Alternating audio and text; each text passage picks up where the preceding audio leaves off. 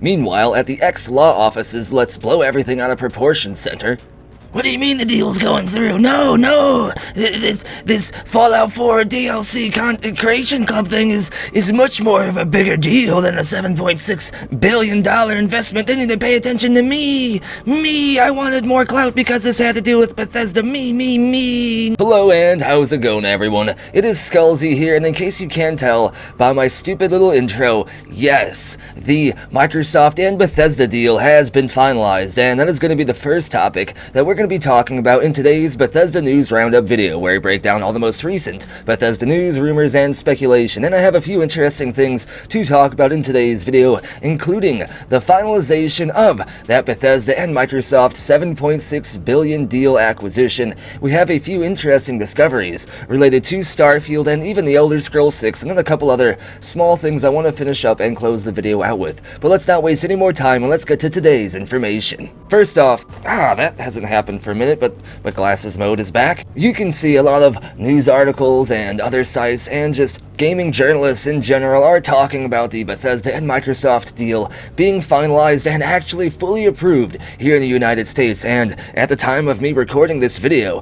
the EU are set to approve the deal at any time. So big blow to the ex-law office, or whatever they call themselves with their strangely Marvel villain-like universe name. But either way, they thought they're gonna slow this deal down with that Fallout 4 Creation Club DLC Season Pass lawsuit thing, and even though there is some credibility to their lawsuit, the fact that they thought that was anywhere near big enough to slow down a $7.6 billion deal was insane. But you can see there are multiple pieces of evidence to show you that this is actually approved, including the actual filing from the United States Securities and Exchange Commission. And you can see the effective date actually of this acquisition's approval is March 4th, 2021 at 4 p.m. So that was actually yesterday, and like I said, today the EU is set to approve this at any time. In fact, I'm hearing some talks that perhaps it has already been approved and we should get notification of that any moment now. Probably by the time this video is uploaded, the EU would have approved it as well, which leaves only, I believe, Japan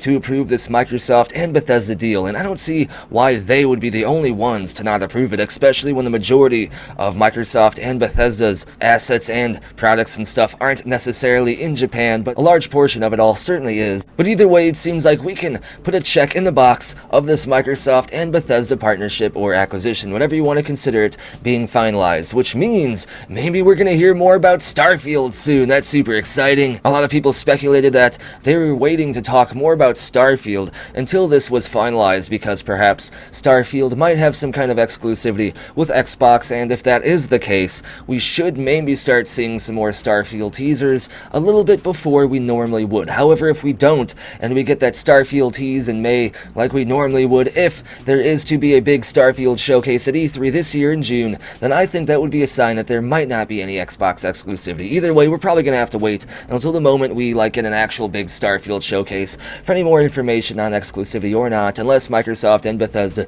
do some kind of future of working together showcase time. But either way, let's move on to the next thing I want to talk about in today's video. This was discovered again by Oda over at the Skullzi Discord. Lots of discoveries are made over there by Jenkins and Oda and a bunch of other amazing community members. If you want to join the front lines of where a lot of Bethesda discoveries and investigations are made and where they go down, join the Skullzi Discord by looking for a link down in the description below. But you can see that this is from June.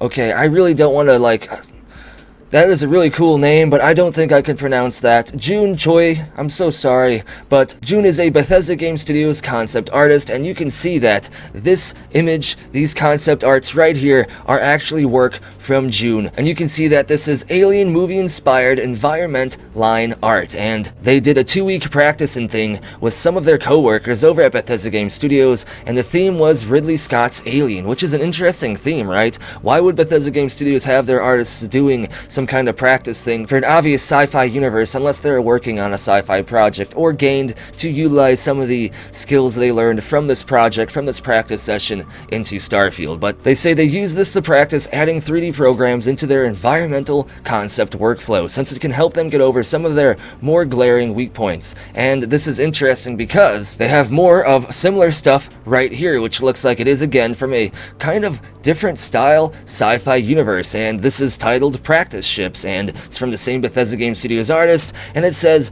practicing things that I don't normally do. Used random stuff as a top-down silhouette to build upon an F1 race car, head of an elephant, a squid, and a manta ray, and again, doing stuff I wouldn't normally do, and that's true because Bethesda Game Studios generally doesn't do anything with sci-fi vibes or like futuristic style space vibes, so they would naturally want to have their artists maybe just practice a bit, not that their skills aren't able to do what Bethesda wants, but just that way they can get their mind and their workflow into that mindset. And this is something I've brought up from previous discoveries on ArtStation. Artists will kind of utilize other art to inspire them to create things like this, so that way they can get their mind into the workflow and the vision for the type of game they're making, and for the game to have the vibe they want the game to have. And that's why I say that we can use images that we see on ArtStation as direct inspiration to what the visuals could look like in Starfield and the Elder Scrolls 6. And these two actual things here are actually directly created by the Bethesda Game Studios artists, and not just something they saw and they liked. So that makes this even more credible evidence that this could be some kind of indication of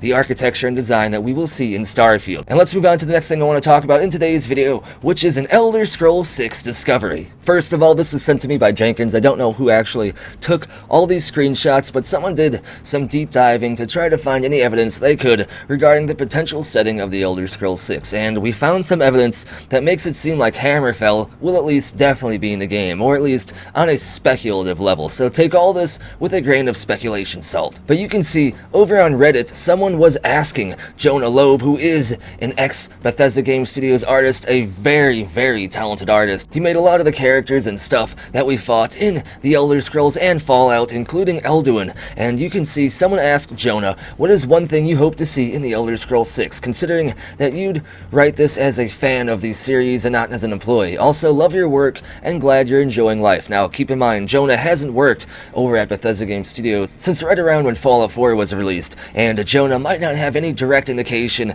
into what the next Elder Scrolls setting could be, but he actually says he'd love to visit Hammerfell, home of the Red Guards, and who wouldn't want a Persian, Moroccan, Egyptian Tamriel. And that's actually what I was saying in previous videos. It'll be super hyped to have that kind of like desert-based environment in an Elder Scrolls game, combined with tombs and pyramids that you can explore, some Indiana Jones style deep diving stuff, which could give us some indication into how the Bethesda Indiana Jones game could be. But they continue on by responding and saying, sounds great, really hope they draw for the pagan religions of those countries to make the Redguard pantheon more unique. And Jonah Loeb says, absolutely, I want a more colorful and fantastic world than in Oblivion. And this is just what Jonah is saying he would like to see. He's not saying this is what Bethesda's working on or anything like that, but when you look at pictures of Emil Paliuro here, who is a lead writer at Bethesda Game Studios, you can see he actually traveled to Egypt and areas that would look like exactly what we could see in the Elder Scrolls 6 as Hammerfell is going down. If you hear a helicopter above me, it's Todd Howard. He knows I'm getting too close to the truth.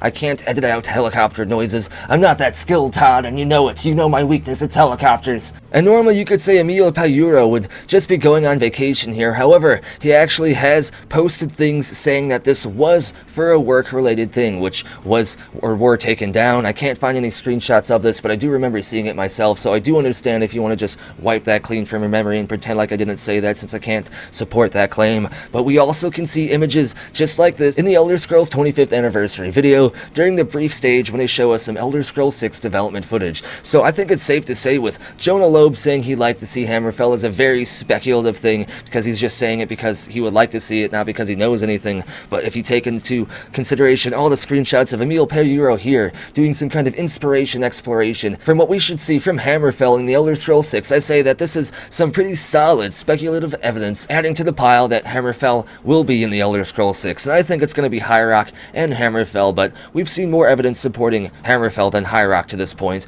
But either way, consider all this speculation, even though it is interesting. Let's move on to the last couple things I want to talk about in today's video, which are going to be quick but interesting, and I did want to include them as I finish up this content. First of all, Doom 3 is getting a PSVR release, so if you want to play Doom 3 in VR, that would be probably the best experience you'd have right now on PSVR. So if you are interested in Doom 3, which I know the game has a very solid cult following, this is some good news for you. And the last thing I want to talk about in today's video real quick is just this stupid article right here by Vice, who apparently are kind of doing a little bit too many of their vices because their brains are fried with this article. Valheim is the Elder Scrolls game Bethesda wishes it could make. Do you think that just because they both have kind of like Viking-esque Nordic vibes that they're the same game style? Really?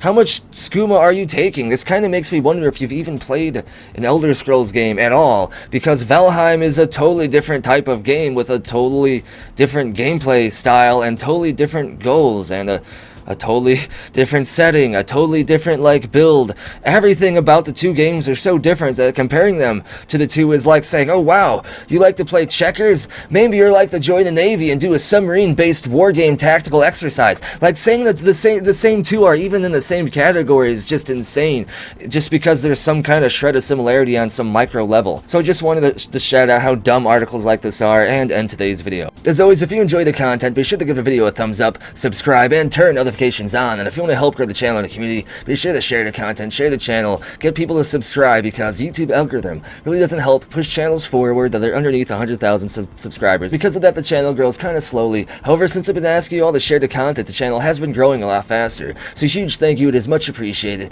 Keep doing what you're doing. And speaking of appreciation, huge shout out to these amazing people for going above and beyond to bring you content like this. If you want to get your name added to this list and get a permanent future video shout out from this point forward, you can support the channel over on Ko-fi, Patreon, or here on YouTube as an exclusive channel member. Links for all this and more are down in the description below. And as always, thank you for watching. Be sure to tune in next time when the X-Law Group does the Black Sacrament against me. Ooh, I'm so scared.